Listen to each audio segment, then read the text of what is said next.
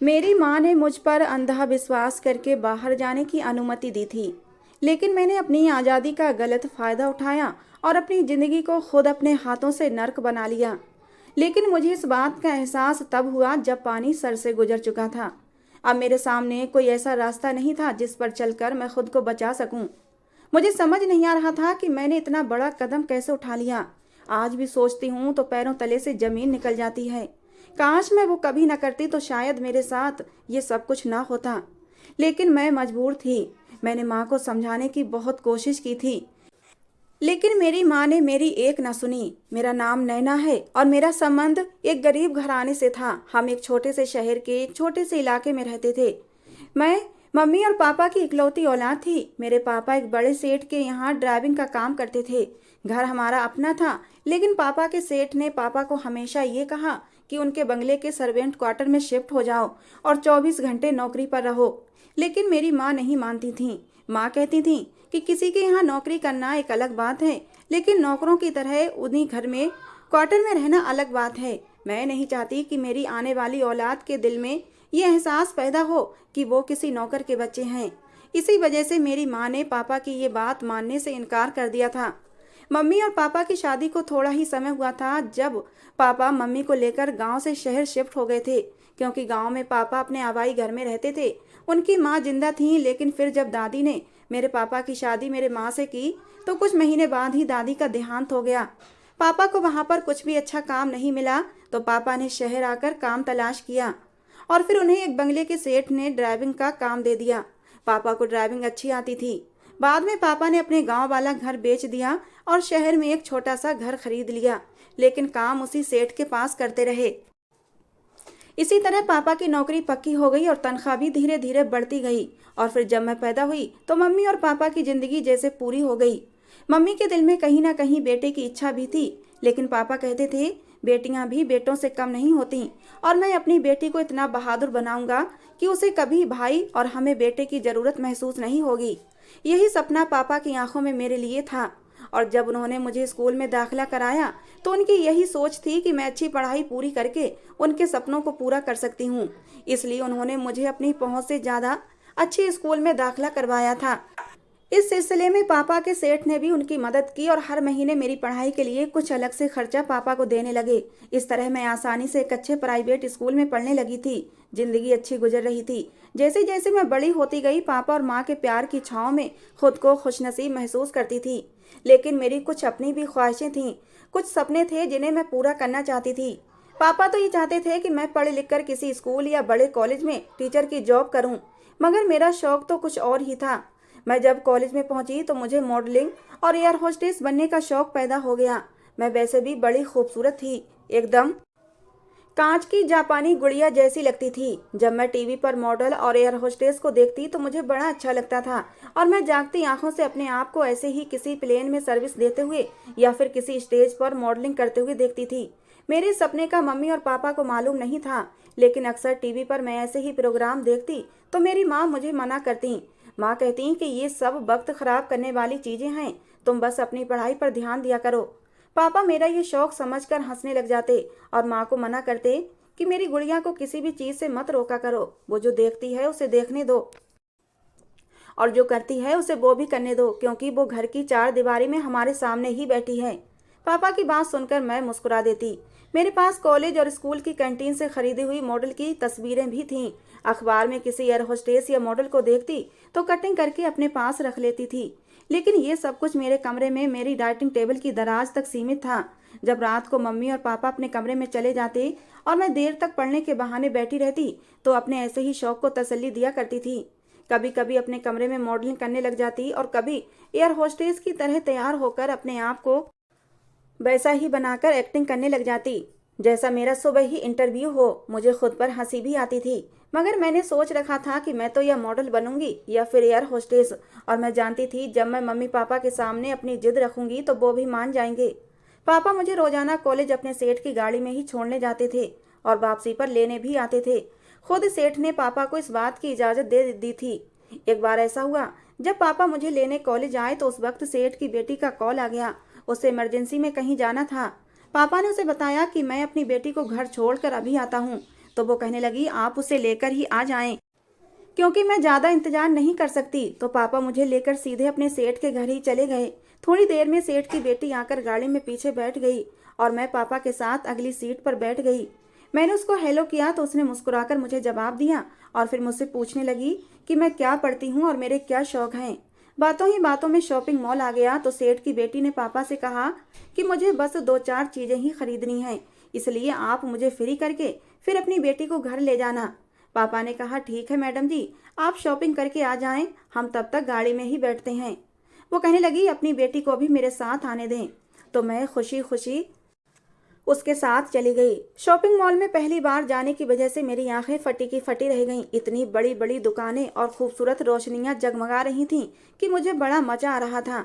सेठ की बेटी ने अपने लिए कुछ कपड़े और सैंडल खरीदे और एक पर्स भी लिया। वहां पर एक बहुत ही खूबसूरत ड्रेस मुझे पसंद आई। मैं बार बार उसे देख रही थी। तो सेठ की बेटी कहने लगी अगर तुम्हें ये चाहिए तो ले लो। मैंने कहा ये तो बहुत महंगा है, मैं इसे अफोर्ड नहीं कर सकती। तो उसने ज़बरदस्ती वो ड्रेस मुझे खरीद कर दे दिया। मैं बहुत खुश हुई और फिर उसके बाद सेठ की बेटी को पापा ने बंगले पर छोड़ा और फिर मुझे लेकर घर आ गए। मुझे घर छोड़ने के बाद पापा फौरन अपने काम पर वापस चले गए। मैंने माँ को वो ड्रेस दिखाई तो माँ ने बहुत हैरत का इजहार किया। कहने लगी इस तरह की ड्रेस भला हम लोग कब पहनते हैं, और ना ही हम तुम्हें इस बात की अनुमति देंगे कि तुम किसी जगह पर इस तरह की ड्रेस पहनकर जाओ। वो ड्रेस काफ़ी मॉडर्न टाइप की थी। मैंने माँ से कहा मैं ये बात अच्छी तरह जानती हूँ कि मैं कहीं पर भी ये ड्रेस पहनकर नहीं जा सकती, मगर अपने शौक के लिए अपने कमरे में तो पहन सकती हूँ ना। ये सुनकर माँ खामोश हो गई और कहने लगी कि अपने पापा को मत दिखाना। तो मैंने माँ की बात मान ली और फिर जब रात को मैं अपने कमरे में आई तो मैंने वो ड्रेस पहनकर खुद को शीशे में देखा। मुझे विश्वास ही नहीं आ रहा था कि मैं इतनी खूबसूरत हूँ। फिर मैं अपने फ़ोन से कुछ तस्वीरें बनाई और अपने पास सेव कर लीं। उस दिन वो ड्रेस पहनने के बाद मुझे यकीन हो गया कि मैं बहुत ही खूबसूरत और कामयाब मॉडल भी बन सकती हूँ और एयर होस्टेस भी। इसलिए मैंने अपने सपनों को पर लगाने शुरू कर दिए और कॉलेज में सहेलियों से इस बारे में जानकारी इकट्ठी करनी शुरू कर दी। मेरे एग्जाम होने वाले थे। इससे पहले मैं अपने सपनों की ताबीर की तरफ पहला कदम बढ़ाती हम पर एक कयामत टूट पड़ी। मेरे पापा अचानक ही हमें रोता हुआ छोड़कर इस दुनिया से चले गए।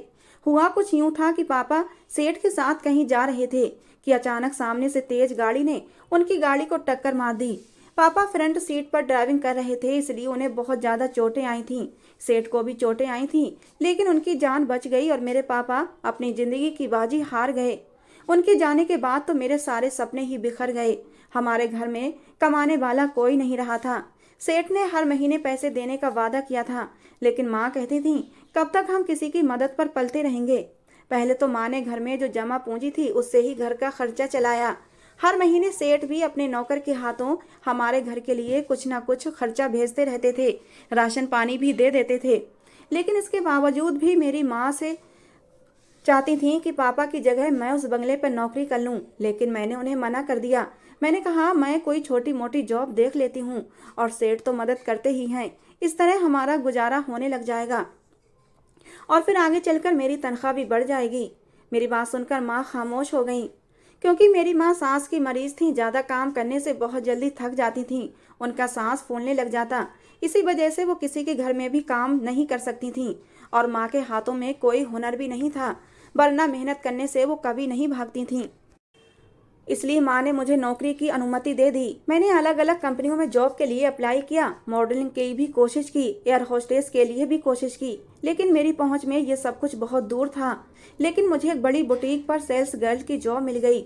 मैं उस जॉब से कुछ ज़्यादा खुश नहीं थी, क्योंकि सारा दिन एक जैसी ड्रेस पहनकर लोगों को कपड़े दिखा दिखा कर मैं तंग आ गई थी। अभी मुझे जॉब पर सिर्फ 3 महीने हुए थे और मेरी तनख्वाह भी काम के मुकाबले बहुत कम थी। मेरे अलावा वहाँ पर 5-6 लड़कियाँ और काम करती थीं जो मुझसे काफ़ी सीनियर थीं। उनसे पता चला कि वो मैडम 1 साल के बाद ही तनख्वाह बढ़ाती है और वो भी बहुत कम। ये सुनकर मेरा और भी मन उदास हो गया। मैं सुबह किसी और नौकरी की तलाश में घर से निकलती और दोपहर से शाम तक बुटीक में वक्त गुजारती थी। मेरी माँ घर में हर वक्त मेरे लिए परेशान रहती। वो ऐसा समय था जब कोई रिश्तेदार और जानने वाला भी हमारे काम नहीं आया था, बल्कि उन लोगों ने तो हमसे मिलना जुलना भी छोड़ दिया था।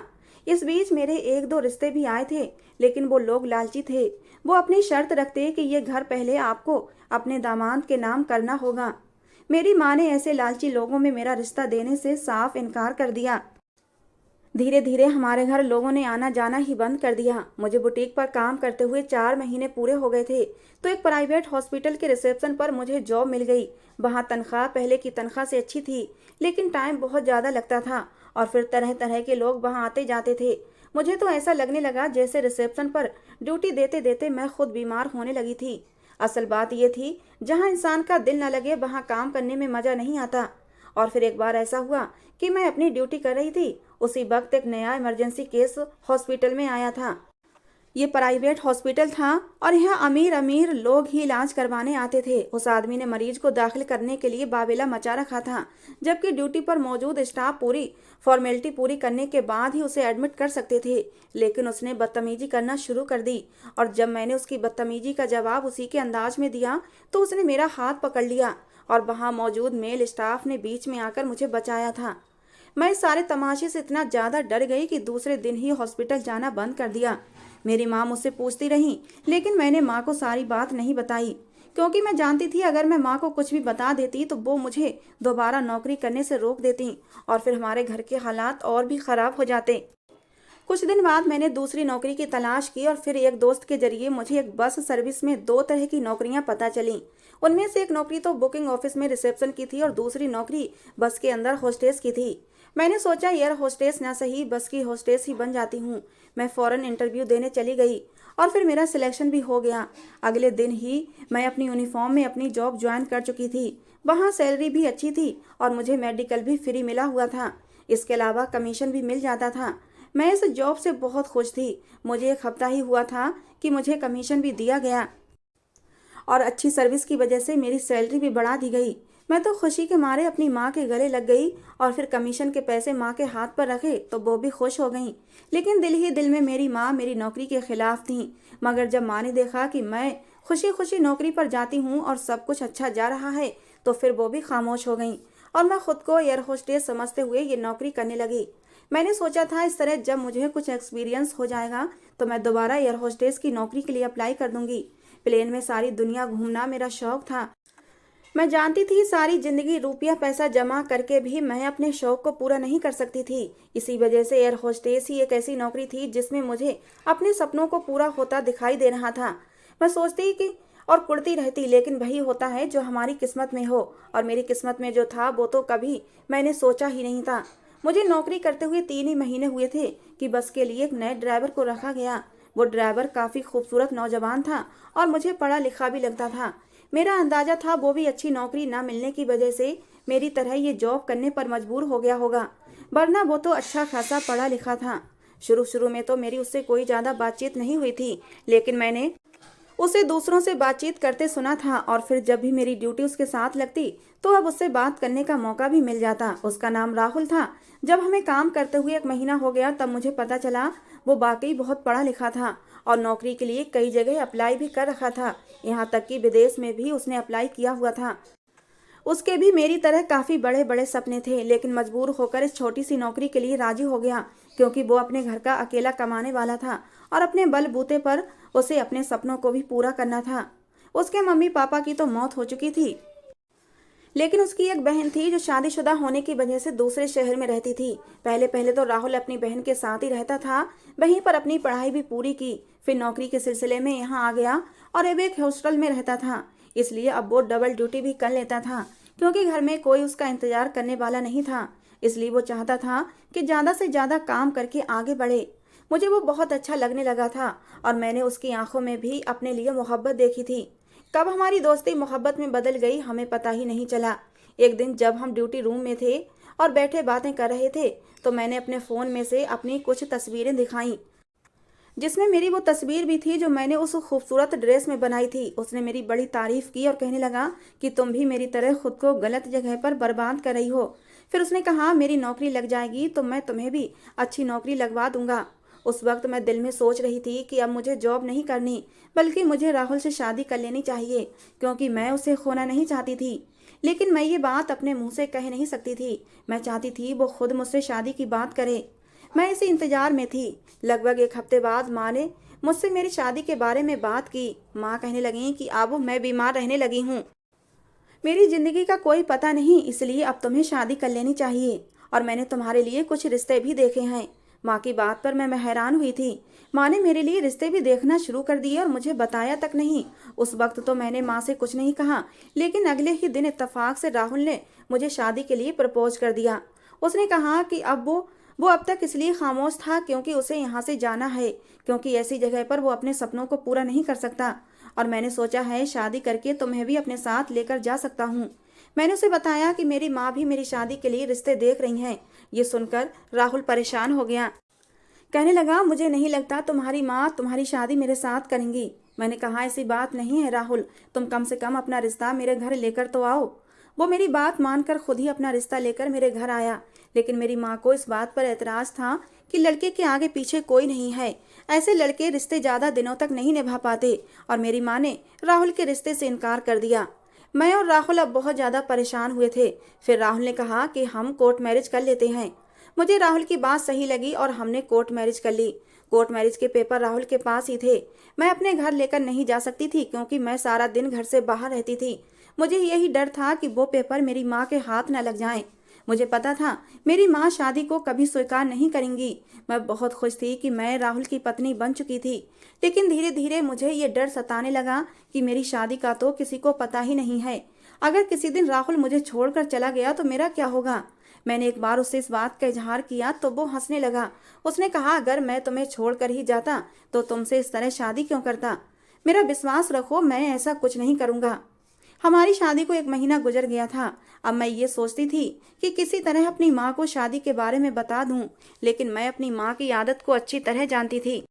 मेरी माँ मुझे कभी भी माफ़ ना करती, क्योंकि एक बार मेरी माँ ने मोहल्ले की किसी लड़की के बारे में बताया था कि वो अपनी मर्जी से शादी करके आ गई, लेकिन उसके माँ बाप ने उसे माफ़ कर दिया। माँ कहने लगी, अगर मैं उसकी माँ की जगह होती तो उसी वक्त उसका गला दबाकर मार देती, क्योंकि ऐसी बेटियां सिर्फ माँ बाप का नाम बदनाम करती हैं। और मैं अपनी माँ की जिद्दी तबीयत से अच्छी तरह जानकार थी। वो कुछ भी कर सकती थीं, इसलिए मेरी हिम्मत ही नहीं पड़ती थी कि मैं माँ के सामने ऐसी कोई बात करूं।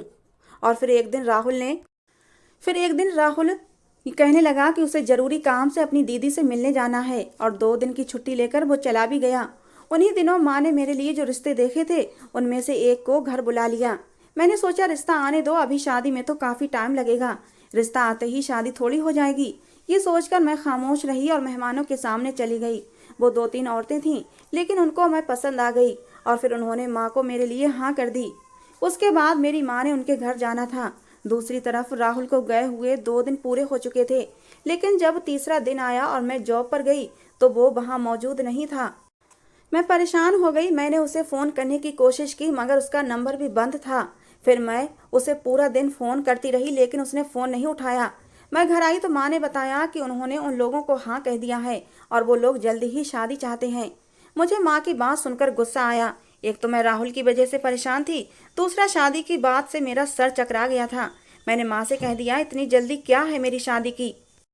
तो माँ ने मुझे 4 बातें सुनाकर खामोश कर दिया। मैं अपने कमरे में चली गई और फूट फूट कर रोने लगी। किस्मत ने मेरे साथ क्या खेल खेला था। मैं राहुल को फ़ोन करती रही, मगर उसका फ़ोन लगातार बंद आ रहा था। 3 दिन गुजर गए थे और चौथे दिन जब मैं नौकरी पर जाने लगी तो माँ ने मना कर दिया। कहने लगी, 4-5 महीने बाद तुम्हारी शादी है, इसलिए अब चुपचाप घर बैठो, नौकरी करने की कोई ज़रूरत नहीं है। 4 महीने गुजर गए थे और राहुल लौट कर नहीं आया था, ना ही उसकी कोई खैर खबर आई थी। मेरी आस अब टूटने लगी थी, क्योंकि कंपनी में भी किसी को नहीं मालूम था कि वो अचानक कहाँ गायब हो गया था। उन्होंने भी दूसरा ड्राइवर रख लिया था। मैं नौकरी पर जाना चाहती थी, मगर माँ ने नौकरी पर जाने से रोक रखा था, क्योंकि शादी में अब लगभग 1 ही महीना बचा था। मैंने माँ से कई बार बात करने की भी कोशिश की, लेकिन ये सोचकर चुप हो जाती कि मेरे पास तो उसे शादी का कोई सबूत भी नहीं है। काश मैं उन पेपरों को अपने पास ही रख लेती। फिर मैंने सोचा कि मैं कोर्ट जाकर उन पेपरों की कॉपी ले लेती हूँ जहाँ हमारी शादी हुई थी, लेकिन मेरी माँ ने तो मेरा कहीं भी आना जाना बंद कर दिया था। पता नहीं क्यों वो मुझ पर इतनी सख्ती कर रही थी। शायद उनका मुझ पर शक हो गया था कि मेरे इरादे अच्छे नहीं हैं। और फिर मेरे रोने धोने के बावजूद 1 महीने बाद शादी का दिन भी आ गया और माँ ने मुझे ज़बरदस्ती दुल्हन बनाकर विदा भी कर दिया। मुझे ये एहसास मार रहा था कि मैं इतना बड़ा पाप कर चुकी हूँ। मेरी पहले से शादी हो चुकी है और अब मेरी दोबारा शादी हो गई, यहाँ तक कि मैं किसी की दुल्हन बनकर उसके कमरे में बैठी थी। मैं जिस घर में दुल्हन बनकर आई थी वो वहाँ के लोग काफ़ी मिले जुले रहते थे। अभी तो मैं जान भी नहीं सकती थी कि कौन मेरा क्या लगता है। कुछ लोग मुझे कमरे में बिठाकर चले गए थे। सब औरतें हंसी मजाक कर रही थीं। और फिर जब सब कमरे से चले गए तो मैं अकेली बैठी थी। मेरा दिल किसी ने मुट्ठी में जकड़ रखा था। मुझे ऐसा लग रहा था मैंने शादी पर शादी करके पता नहीं कौन सा पाप कर दिया है। डर के मारे मेरी तबीयत खराब होने लगी। जब मेरा पति कमरे में आया तो मैं और भी ज्यादा डर गई। उसने मेरी खराब तबीयत को देखी तो घबरा गया और फौरन बाहर जाकर अपनी माँ को बुला लाया। उस वक्त कमरे में 3-4 औरतें और आ गईं।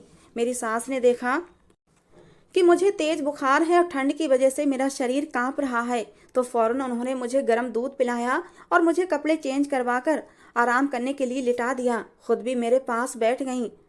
जैसे ही मेरे पास से उठने लगी तो मैंने उनका हाथ पकड़ लिया। वो बहुत अच्छी औरत थीं। उन्होंने अपने बेटे से कहा कि बच्ची की तबीयत बहुत ज़्यादा ख़राब है, वो बहुत ज़्यादा परेशान हो रही है, इसलिए मैं इसके पास सो जाती हूँ, तुम दूसरे कमरे में चले जाओ। सब लोग वहाँ से चले गए और मैं अपनी सास के पास सुकून से सो गई। उस दिन तो जैसे तैसे मामला टाल दिया था, लेकिन अगली रात मैं क्या करूंगी मुझे समझ नहीं आ रहा था। तीसरे दिन माँ मुझे अपने साथ ले गई। मेरी तबीयत वाकई खराब थी। बुखार टूटने का नाम ही नहीं ले रहा था। माँ ने मेरी सास से विनती की कि इसे कुछ दिन के लिए घर पर ही रहने दें। मेरी सास भी मान गई और मेरे पति ने भी मेरी माँ को तसल्ली दी कि 4-5 दिन के लिए नैना को अपने पास रख लो, हम बाद में इसे ले जाएंगे। मुझे भी कुछ सुकून आया था। मैं अम्मा के पास चली गई और उनके साथ रहने लगी। अब मेरी तबीयत पहले से भी ठीक हो गई थी कि तब मेरे पति और मेरी सास मुझे लेने आ गए। मेरे पति की अच्छी जॉब थी और उसका भरा पूरा घराना था। मेरे पति ने जॉब पर भी जाना शुरू कर दिया था। मेरा पति बहुत ही सॉफ्ट नेचर का मालिक था। सब लोग बहुत अच्छे थे, सिर्फ मैं ही अच्छी नहीं थी, क्योंकि मैं अपनी नज़रों में खुद को गुनहगार महसूस करती थी। मैं जब उसके सामने होती तो खुद को नॉर्मल रखने की बहुत कोशिश करती, लेकिन जैसे ही कमरे में जाती तो मेरी तबीयत खराब होने लग जाती। अभी तक मेरे पति ने मुझे हाथ भी नहीं लगाया था। उस रात भी जब मेरा पति मेरे करीब होने लगा तो कहने लगा, देखो मैं तुम्हारे डर को समझ नहीं पा रहा हूँ। खैर, मैं ज़बरदस्ती के रिश्ते को नहीं मानता कि नए लोगों के साथ लड़कियों को एडजस्ट करने में थोड़ी दिक्कत तो होती ही है, मैं इस बात को मानता हूँ, लेकिन तुम मुझ पर विश्वास करो, मैं तुम्हें कोई भी तकलीफ नहीं दूंगा और तुम्हारा पूरा पूरा साथ दूंगा। और जब तुम्हें मेरे साथ कोई रिश्ता नहीं बनाना तो कोई बात नहीं, हम पति पत्नी का रिश्ता नहीं बनाएंगे, लेकिन दोस्तों की तरह रह सकते हैं। जब तुम्हें लगे कि तुम्हारे दिल में मेरे लिए मोहब्बत पैदा हो गई है, तब उसके बाद ही हम अपनी शादीशुदा रिश्ते की शुरुआत करेंगे। मैं उसकी बात सुनकर खामोश हो गई और रोने लगी, क्योंकि मुझे बहुत ज़्यादा एहसास हो रहा था कि मैंने इतने अच्छे लोगों के साथ इतना बड़ा धोखा किया है। पता नहीं मेरा भगवान मुझे माफ़ करेगा या नहीं। लेकिन उस दिन के बाद से मैं काफ़ी हद तक रिलैक्स हो गई थी। हमारी शादी को लगभग 3 हफ्ते हो गए थे। उस दौरान मैं जब भी माँ के घर जाती तो अपने फ़ोन से राहुल का नंबर डायल करती, लेकिन फ़ोन बंद आता था। अब तो मैं पूरी तरह मायूस हो चुकी थी और समझ गई थी वो मुझे हमेशा के लिए छोड़कर जा चुका है। यकीनन उसे उसके सपने पूरे करने का मौका मिल गया होगा। और फिर हमारे रिश्ते की हकीकत ही क्या थी? सिर्फ कागज़ के टुकड़े जो उसके पास ही थे। मैं चाहती थी कोई मेरी समस्या को हल कर दे, क्योंकि मुझे पता था शादी पर शादी पाप होती है, ये रिश्ता नाजायज कहलाया जाएगा। और अगर इन लोगों को हकीकत पता चल गई तो ये लोग मेरे साथ क्या सलूक करेंगे। मैं एक ही कमरे में एक ही बेड पर अपने पति के साथ अजनबियों की तरह रह रही थी। हालांकि मैं जानती थी कि रात को मेरे पति का दिल मचलता है मुझे अपनी बाहों में भरने के लिए, लेकिन मैं उससे दूर ही रहती थी और वो भी मेरी हालत को समझते हुए मुझे हाथ नहीं लगाता था। कुछ दिन बाद मैं अम्मा से मिलने गई तो मैंने दोबारा से राहुल का नंबर मिलाया था कि शायद आज राहुल का नंबर मिल जाए, और ऐसा ही हुआ था। पूरे 6 महीने बाद राहुल के फ़ोन पर रिंग जा रही थी और मेरा दिल जोर जोर से धड़क रहा था, लेकिन किसी ने फ़ोन नहीं उठाया तो मैंने दोबारा कॉल किया।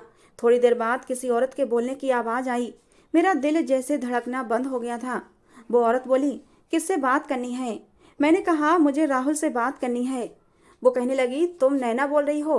अपना नाम सुनते ही मेरे पैरों तले से ज़मीन निकली थी कि वो कौन थी जो मेरे बारे में जानती थी और राहुल का फ़ोन उसके पास क्यों था।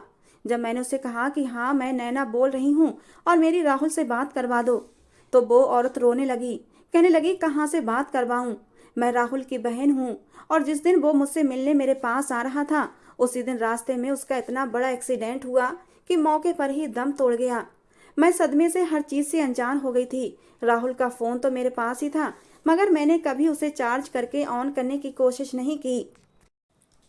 लेकिन एक हफ्ते पहले राहुल का वो बैग जो एक्सीडेंट होने के बाद मुझे मिला था, मैंने उसे वैसा ही रख दिया था। वो बैग मैंने खोल कर देखा तो उसमें राहुल के कपड़ों के साथ साथ कुछ कागजात भी पड़े हुए थे जिसमें तुम्हारे साथ उसकी शादी हुई थी। मैंने फ़ोन ऑन किया। मैंने सोचा अगर तुम्हारी कॉल आई तो मैं तुम्हें बता दूंगी, और खुद से फ़ोन इसलिए नहीं किया था क्योंकि मैं सोचती थी पता नहीं तुम कहाँ होगी और किस हाल में होगी। मेरे फ़ोन से कहीं तुम्हारी ज़िंदगी में कोई बवाल खड़ा ना हो जाए। ये कहकर वो खामोश हो गई और मुझे ऐसा लगा जैसे एक साथ कई कयामतें मुझ पर टूट पड़ी हों। मैं जिस इंसान को बेवफा समझ रही थी वो तो उसी शाम दुनिया से जा चुका था।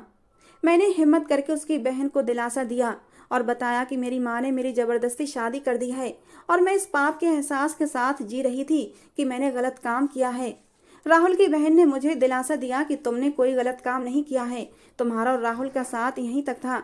तुम राहुल की विधवा थी जब तुम्हारी शादी हुई थी, और मेरा आशीर्वाद है कि तुम अपनी ज़िंदगी में जहाँ भी रहो खुश रहो, क्योंकि तुम मेरे भाई की राहुल की पहली और आखिरी मोहब्बत थी।